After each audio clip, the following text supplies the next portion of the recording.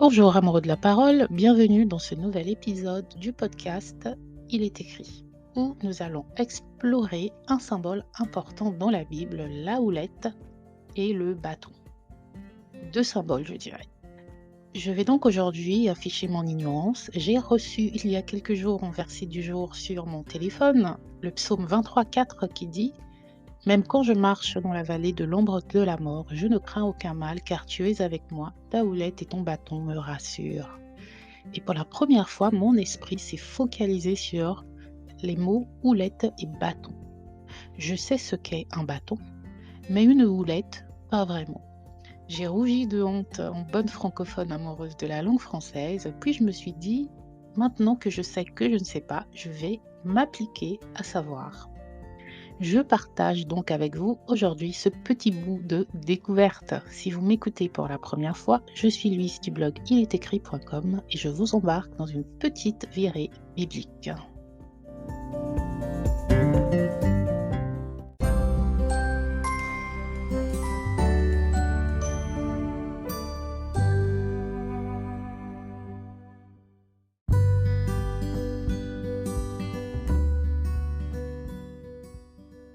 Donc la première chose que j'ai faite en recevant ce verset, c'était de comparer différentes traductions.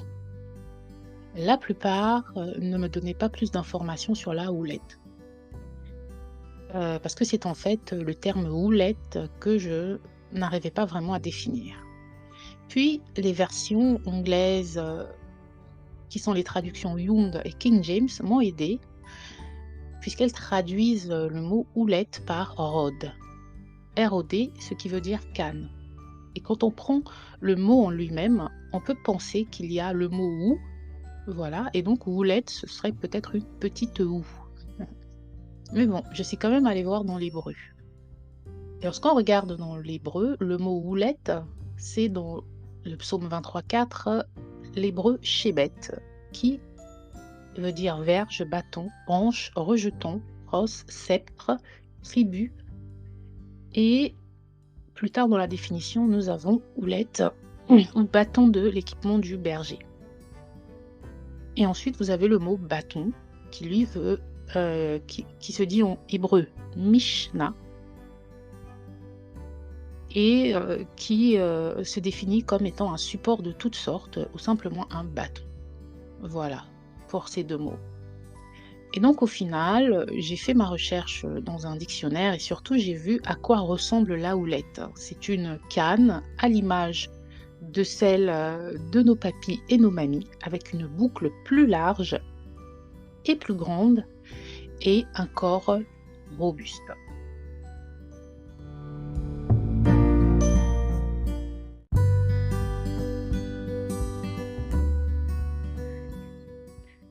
Après cela, je me suis posé une autre question. Pourquoi David, qui a écrit ce psaume, parle-t-il de la houlette et du bâton? Lorsque je me rappelle d'images que j'ai vues de bergers, je ne me rappelle pas qu'ils aient eu deux outils à la main. On voit en général un berger avec un seul bâton. Les bergers s'encombrent-ils de deux outils? Sur le site l'évangile.com, en commentaire de ce verset, il est écrit « Ce sont une seule et même chose, servant à la fois d'appui pour le berger et de signal pour la brebis. » Donc c'est super, la houlette et le bâton sont un même outil pour le berger. La houlette est utilisée pour diriger le troupeau, le maintenir sur le bon chemin et l'empêcher de s'égarer. Et le bâton, quant à lui, est utilisé pour protéger le troupeau contre les prédateurs tels que les loups et les ours. Donc on peut imaginer que la partie en courbe est utilisée en tant que houlette, donc pour maintenir sur le bon chemin, et le reste de l'outil pour protéger les troupeaux. Et sur un autre site, le centre de recherche sur la canne et le bâton, s'il vous plaît, c'est du sérieux, j'ai trouvé la définition suivante. La houlette, il s'agit d'un bâton, d'un long bâton appelé aussi silhouette sur lequel on a adapté un crochet assez serré. Il permet au berger de saisir la patte arrière d'un animal méfiant, mouton ou chèvre, pour l'attirer à soi ou le ramener dans le troupeau. Il y a beaucoup à dire sur la houlette, et ça, j'ai été surprise et je vous invite à vous informer si cela vous intéresse. La houlette et le bâton sont deux symboles étroitement liés au rôle de berger, mais aussi à notre relation avec Dieu. Ici, le psalmiste David parle de sa confiance en Dieu pour le guider et le protéger tout au long de sa vie. La houlette et le bâton représentent la présence de Dieu dans sa vie, qui le conduit sur le chemin de la droiture, et le protège contre les dangers et les embûches. Dans le Nouveau Testament, nous savons que Jésus est décrit comme le bon berger qui guide son troupeau. Il est venu sur terre pour nous guider sur le chemin de la vérité et nous protéger contre les attaques de l'ennemi. Et on comprend bien ici que la houlette et le bâton sont indissociables et font partie d'un même outil, tout comme la direction et la protection de Dieu sont indissociables. En sortant du chemin de Dieu, on quitte son champ de protection. La houlette sert à ramener les brebis qui sortent du chemin et Dieu fait la même chose avec nous. Il ne nous abandonne pas lorsque nous nous éloignons, il nous ramène à lui, il nous protège.